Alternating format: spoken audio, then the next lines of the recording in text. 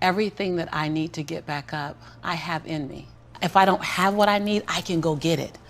And once I figured that out, the world was my playground. The question was just, where do I go get it? I don't know about that. Where do I go get it?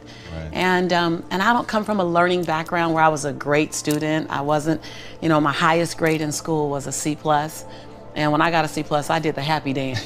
And so I didn't have a background where studying was natural for me. But when I realized that if I go study something and I learn it, I own it, it's mine now, man, it was crazy, because all through school I struggled. The last time I took an English class, my English teacher told me I was the weakest writer she ever met in her entire life. Lovely. Yeah, lovely. And the same year I took a speech class, and my speech teacher, he said, quote unquote, "Ms. Nichols, I recommend you never speak in public, that you get a desk job." Wow. And so That's mean. Yeah, it's just, it was demotivated people, sad people. Hurt people hurt. Sad people make other people sad. Bottom line, don't take it personal. Hurt people hurt. That's really rad. I don't want to derail your story, because your story is amazing. We are going to finish that tale. But hurt people hurt, sad people are sad. That's they make other people sad. Sad people make other people sad, because people love company. Everywhere you are, you want company. And so without taking it personal, just see where people are.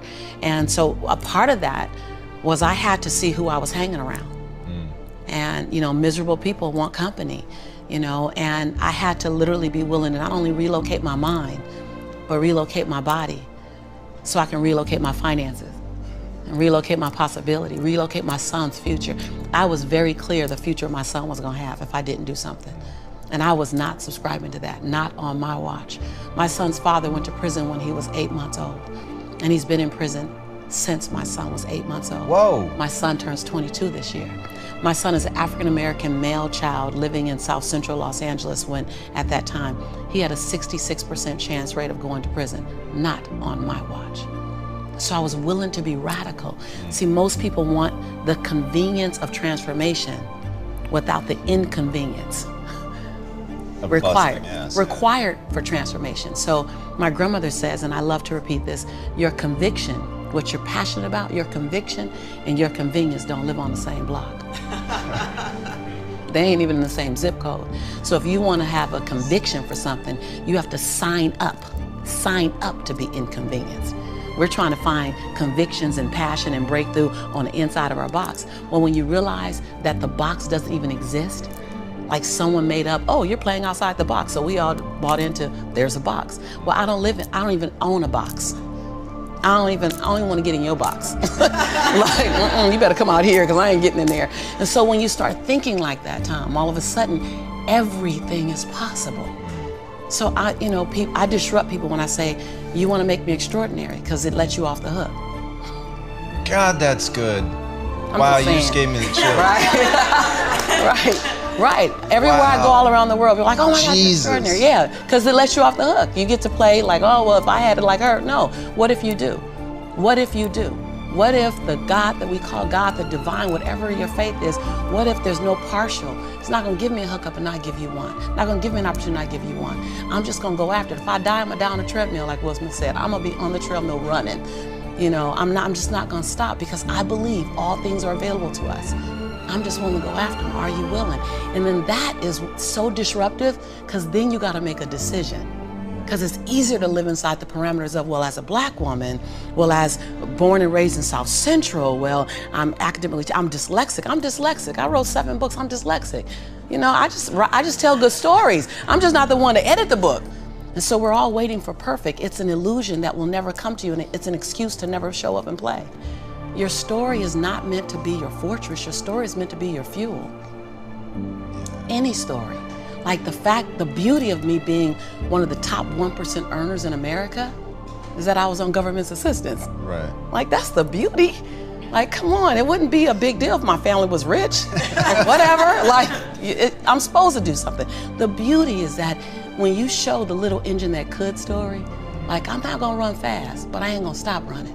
I might slow down and have to breathe and catch my breath, but I'm not stopping, because I believe all things are available to all of us, and good people should do well, because when good people do well, good people just do more good in the world. First of all, I knew, something in me knew as a young child that I wasn't supposed to stay in my environment. So I lived between the Harlem Crip 30s and the Rolling 60s. And I had 3 fights a week to get home from school. And I remember when I was 15, my teacher said, what do you want to be when you grow up? And I said, alive. And when I get to 21, ask me again, but I don't have that luxury you have. And I remember that. I remember that like it were yesterday. But I also knew that I was worthy of something better. I didn't know where it was. I didn't see it anywhere. And if you remember, all the television shows during that time that had African Americans in them, they were pretty drab. So you had Good Times, nothing was good. Right, you had Different Strokes where the white man was saving the little black kids, except for in 1984 when the Huxtables came out. Well, that wasn't what I grew up with. I was on my way to college then. But I used to watch the Brady Bunch. And I used to say, I don't know what they had to do to have that kind of life, but they always worked everything out in the end. And I declared, I want a peaceful life like that. I want a life of possibility. And almost every single one of my initial mentors, I couldn't touch, I couldn't talk to, I didn't have access to, but I held on to them like they were oxygen, because they were my visit to Beverly Hills. So I would go in my head, I would go through television, and I didn't want to be rich. I never really aspired to be rich, and I never aspired to be famous. I aspired to have peace of mind, to have grace and ease in my life, to be able to provide for myself. So I already had this experience that I wanted. And so when fast forward to answer your question, I'm in Inglewood, living off Arborvitae. I'm on government assistance, and I run out of money, and I had to buy Pampers for Jelani. And I had $11.42 in the bank. And I remember wrapping my son in a towel for 2 days. You know, someone said, because when I tell the story, I always get teary-eyed. And someone said, do you fabricate the tears because you've told the story so much? No, I'm a mama. Every time I tell the story, I feel it again. I remember the second day, like you said, I had my hand on Jelani's stomach, and I said, don't worry, baby. Mommy will never be this broke or broken again. And that day, what shifted for me